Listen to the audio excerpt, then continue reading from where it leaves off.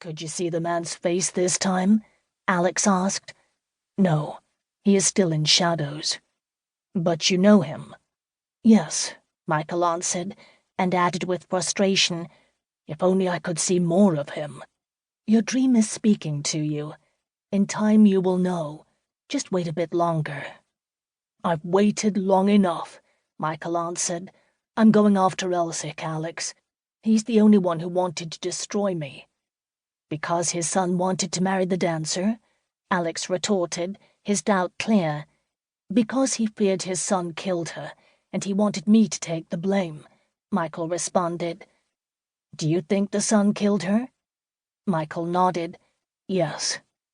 He thought hard about this. It was the only explanation that made sense. Otherwise, why would the powerful Marquis of Elsick actively campaign to see Michael found guilty of the murder?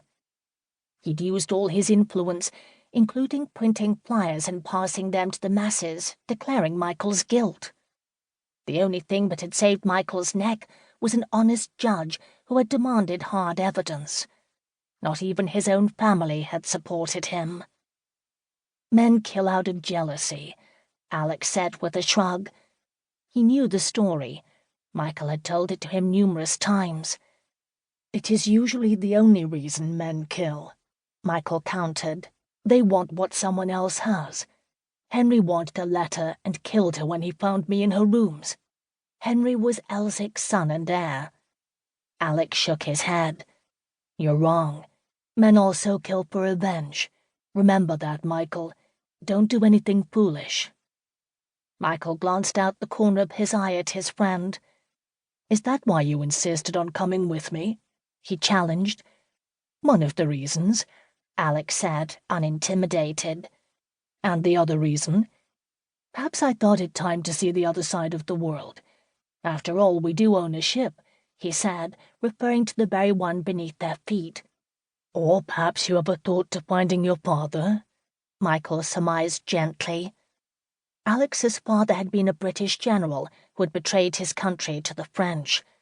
To a man who valued honor the way Alex did, his father's traitorous actions and subsequent desertion had sent him back to his mother's people, where he'd saved Michael's life when he'd been captured by the Shawnees.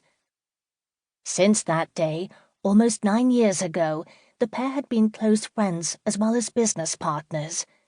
They'd hunted and trapped together, watching their fortunes grow alongside their friendship. Each had his own purpose for finding wealth. Alex, to prove himself more honorable than his father; Michael, to gain the resources needed to reclaim his good name. Alex studied his friend a moment before admitting, "If my father crosses my path, we will talk. When Elsick crosses my path, we shall do more than talk," Michael promised. He turned his attention back to England. Elsick would soon learn that Michael wasn't the same frightened callow youth who had once run away. He was a fitting adversary now, and one unafraid to take on the most powerful man in England. 1. March 1804. Miss Lillian Wardley's bed was empty. Isabel Halloran, her governess, greeted the sight with a combination of frustration and panic. Lillian had a reputation for being promiscuous. Curbing her wild ways was one of the duties Isabel had been hired to perform 3 months earlier. Isabel did not need a clash of wills with Lillian tonight. She was fighting her own demons, or rather one demon, Lord Riggs, Richard, a man she once believed she'd loved, until he had attempted to take her by force. He was a guest under this roof, and she was determined to avoid him. She didn't want him to know she was there. The pain of his betrayal was still too fresh. Isabel had no desire to be out wandering the halls looking for her errant charge.